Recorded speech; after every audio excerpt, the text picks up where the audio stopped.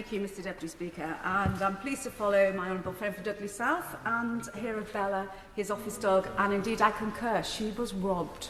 Yeah. Now, I rise to support the bill tabled by my honourable friend from West Dorset to increase the sentence for animal cruelty to a maximum of 5 years imprisonment.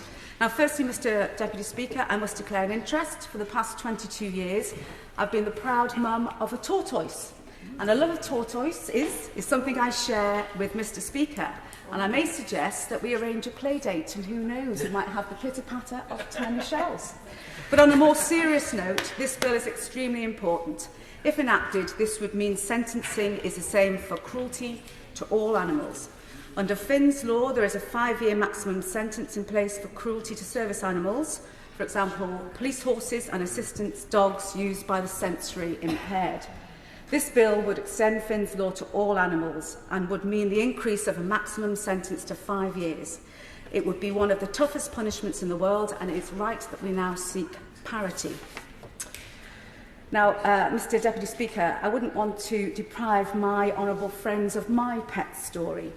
When I was a child, a small, scruffy black and white dog limped through the back door of my family home. He was a Heinz 57 varieties. Some of us are old enough to know what that means. And he was in a sorry state of affairs and in desperate need. We took him in and looked after him until we could find his owner. My mother was convinced he would be claimed, so referred to him as Hound. She was hoping we wouldn't get too attached. He was malnourished and in pain, and Hound had been cruelly mistreated. Both his back legs were dislocated and beyond rectification. The conclusion by the vet was to put him to sleep, but that wasn't going to happen in our household. Hound was a member of our family for the next 15 years. Yes, he would run like a crab, but he was our crab, and we loved him. Even now, 30 years later, there is a picture of Hound on my fridge. Mr Deputy Speaker, a pet gives unconditional love and companionship, and what I'm describing is the positive long-term impact a pet can have on a child. It is beyond comprehension that someone would mistreat or abuse a child. As a former social worker, I'm aware of the correlation between perpetrators of animal cruelty and violence towards humans, and I'm saying that to pick up on the point made by my honourable friend for Wolverhampton North East. Now, preparing for today, I spoke to vets in my constituency of Wrexham. They tell me they are currently concerned about what is termed as COVID pups.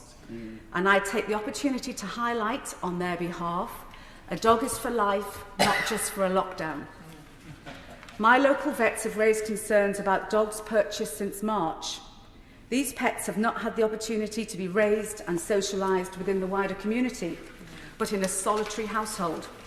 Let's hope we don't see an increase in abuse and abandonment of pets due to possible behavioural problems or the cost of looking after pets as COVID restrictions continue. Will my right honourable friend give way?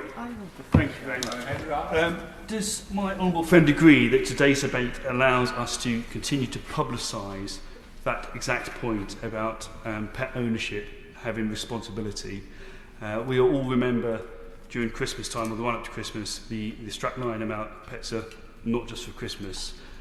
So I think today's debate, and I congratulate the member again for West Dorset, allows us to go back to our communities to remind our residents and our communities that there is responsibility with pet ownership.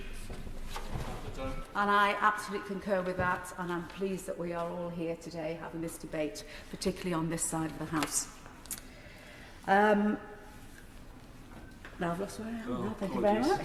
So we all raised today to condemn cruelty to animals. To introduce this bill would act as a punishment and a deterrent. However, Mr Deputy Speaker, there is a note of caution. This bill, if enacted, should not become a tool in which land management techniques or the use of animals as part of our nation's security is compromised. Further consideration and guidance would be required around this issue. Put simply, Mr Deputy Speaker, it is not right in an animal-loving country like our own that a person can get up to 2 years custodial sentence for urinating in public, but only 6 months for dog fighting. So to conclude, for the animal lovers of Wrexham, for which I am one, for the people who seek parity of sentencing across the UK, for the people whose lives are enhanced and enriched because of guidance and their love of animals, and for the people who find it abhorrent to harm any creature in any form. I support this bill. Yeah. Thank you.